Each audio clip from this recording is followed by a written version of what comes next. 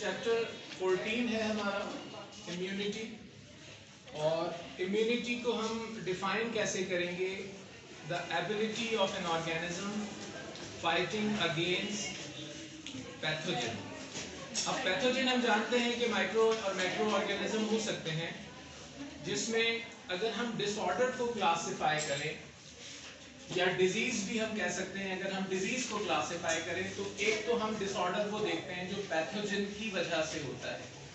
Pathogen उन disease causing agents को कहा जा रहा है जिसमें वायरस भी हो सकते हैं,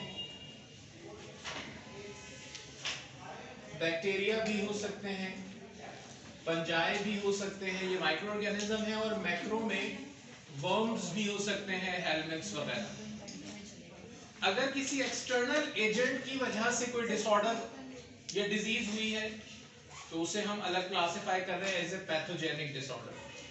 लेकिन अगर किसी डेफिशिएंसी पे डिसऑर्डर हुआ है, विटामिन डेफिशिएंसी, आप सी की डेफिशिएंसी पर स्कर्वी को देख रहे हैं, डी की डेफिशिएंसी पर रिकेट्स को देख रहे हैं, ए और ई आई से रिलेट कर रही है। इसी तरह से मिनरल डेफिशिएंसी में कैल्शियम हो सकता है, आयरन डेफिशिएंसी पे एनीमिया को हम देख रहे हैं। एक वो डिसऑर्डर है जो जेनेटिक डिसऑर्डर है। जेनेटिक आप जानते हैं जीन की डिस्टर्बेंस जो दोनों तरह से देखी गई है, बाय बर्थ भी हो सकती है, बच्चा किसी डिसऑर्डर के साथ पैदा हुआ, सिकल सेल एनीमिया हो सकता है, हीमोफीलिया हो सकता है, सिस्टिक फिब्रोसिस हो सकता है, और बाद में होने वाले डिसऑर्डर में सबसे बड़ा कैंसर है जो ऑन्कोजीन के डिस्टर्ब होने पर देखा गया। एक्सीडेंटल डिसऑर्डर्स भी हम जानते हैं कि किसी बाहर के एक्सटर्नल फैक्टर की वजह से कोई चीज डिस्टर्ब हो जाए और अपना काम पूरा ना कर रही हो। एक्सीडेंट में कोई पार्ट डैमेज हो गया, उसकी डेफिशिएंसी हो रही है या उससे केमिकल नहीं बन रहा है। इसी तरह से साइकोलॉजिकल डिसऑर्डर्स में भी हम देखते हैं हेलुसिनेशन है, और भी वैरायटी है जिसके अंदर केमिकल बैलेंस आउट होने पर साइकोलॉजिकल डिसऑर्डर्स आ जाते हैं। तो इन डिसऑर्डर्स को बॉडी किस तरह से कवर अप करती है, उसमें जब हम ये देखते हैं कि immunity the fighting of an organism against pathogen भी हो सकता है, डिसऑर्डर भी हो सकता है, उसकी हमें टू टाइप्स नजर आ रहे हैं। एक इनेट इम्यूनिटी है और एक एडाप्टिव इम्यूनिटी है। डिफरेंस क्या है कि जब कोई जानदार बाय बर्थ जिस प्रोटेक्टिव सिस्टम के साथ पैदा होता है उसे इनेट कहा जाता है। आप जानते हैं हम स्किन लेकर पैदा होते हैं, नेजल कैविटी में म्यूकस है, स्टमक में HCl है, ये सारे बाय बर्थ लेकर पैदा होने वाले केमिकल्स हैं या प्रोटेक्शन है, उसे इनेट इम्यूनिटी कहा जाता है। लेकिन वो जो हम सराउंडिंग से सीखते हैं, लर्न करते हैं और फिर उसको अप्लाई करते हैं, उसे एडाप्टिव इम्यूनिटी कहा जाता है। अब सबसे पहली कैटेगरी में अगर हम फर्स्ट लाइन डिफेंस को देखें, आप जानते हैं कि जहां भी फाइटिंग होती है फर्स्ट लाइन होती है, उससे अगर ऑर्गेनिज्म फाइट करता हुआ आगे आ जाए जिसको फॉरेन पार्टिकल या फॉरेन ऑर्गेनिज्म कहते हैं, तो सेकंड लाइन डिफेंस होता है, थर्ड होता है। तो पहली कैटेगरी में फर्स्ट लाइन डिफेंस में हम देखें तो उसके लिए हमने नॉन स्पेसिफिक का वर्ड यूज किया है।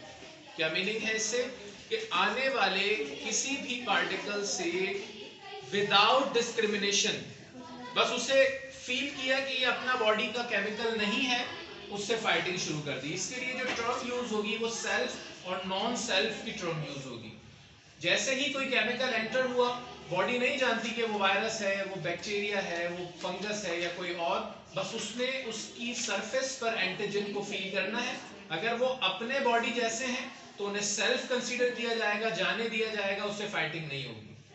और अगर वो नॉन सेल्फ है, अपने बॉडी जैसे नहीं है, तो उससे फाइटिंग शुरू हो जाएगी। उसे नॉन स्पेसिफिक कहते हैं, कोई डिस्क्रिमिनेशन नहीं है, बस केमिकल मैच नहीं हो रहा है, उससे फाइटिंग शुरू कर देंगे। यही मैकेनिज्म हम देखते हैं कि किसी का ब्लड ग्रुप ए है और उसे बी दिया जा रहा है तो बॉडी फाइट कर रही है, हालांकि बी जहां है वहां वो काम परफेक्टली कर रहा है, यहाँ आकर भी कोई नुकसान नहीं देगा। लेकिन यहाँ के WBCs या जो भी फाइटर्स हैं उन्होंने इसको नॉन सेल्फ कंसीडर किया और फाइटिंग शुरू कर दी। तो हम पहले तो क्लासिफाई कर रहे हैं फर्स्ट लाइन डिफेंस में फिजिकल बैरियर हमारे पास कौन कौन से हैं, और फिर केमिकल बैरियर कौन कौन से आएंगे जो अगेंस्ट उन केमिकल फाइट कर रहे होंगे जो बॉडी के लिए हैजर्डस हो सकते हैं। सबसे पहले हम फिजिकल बैरियर में स्किन को देखते हैं। आगे प्रॉपर डिटेल है स्किन के स्ट्रक्चर की, इंटैक्ट सेल है, गैप नहीं है बीच में, वाटरप्रूफ कवरिंग है, और वो बाहर के एनवायरनमेंट से अंदर के एनवायरनमेंट को प्रोटेक्ट कर रहा है। लेकिन जहां से स्किन ओपन है, नेजल कैविटी खुली हुई है, बकल कैविटी खुली हुई है, आंखें खुली हुई हैं, यहां से ये ऑर्गेनिज्म जा सकते हैं। तो अब वहां जो बैरियर मौजूद है उसमें म्यूकस की मेम्ब्रेन है। माउथ में भी म्यूकस मेम्ब्रेन है जो अंदर स्किन तक जाने से प्रोटेक्ट करेगी, और नेजल एरिया के अंदर भी मौजूद है, और सांस की नाली में देखें तो सीलिएटेड सेल्स भी मौजूद हैं। तो ये एक प्रोटेक्शन ले रहे होंगे, ये फिजिकल बैरियर है।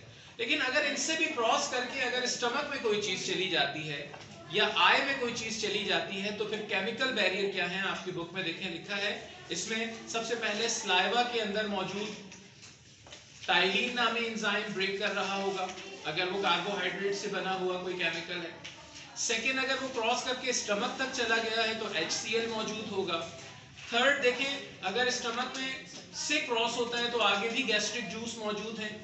आई की बात करें तो लैक्राइमल ग्लैंड लाइसोजाइम सिक्रीट कर रहे हैं, वो भी किल करने के लिए हैं।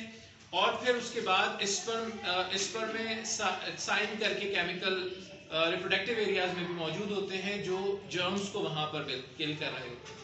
तो ये जो दो कंडीशन हमें नजर आ रही हैं जिसमें फिजिकल बैरियर है और केमिकल बैरियर है, ये फर्स्ट लाइन डिफेंस के तौर पर मौजूद है।